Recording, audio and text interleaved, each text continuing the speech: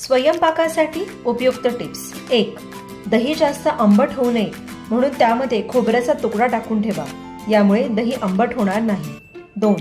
कोणतीही भाजी करताना हळद तेलात न घालता कांदा टोमॅटो घातल्यावर नंतर घालावी. यामुळे हळद करपत नाही. 3. नारळ जास्त दिवस टिकवण्यासाठी नारळाच्या शेंडीचा भाग वरच्या दिशेला राहील असा ठेवावा. 4. कोणतीही भाजी बनविताना आलं लसूण पेस्ट घालण्यापेक्षा आलं लसूण ठेचून घालावा. यामुळे आलं लसणाचा स्वाद दुपटीने भाजीमध्ये उतरतो. 5.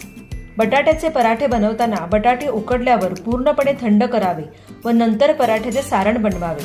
यामुळे सारण पातळ होत नाही आणि पराठेही ओलसर होऊन फुटत नाही. 6.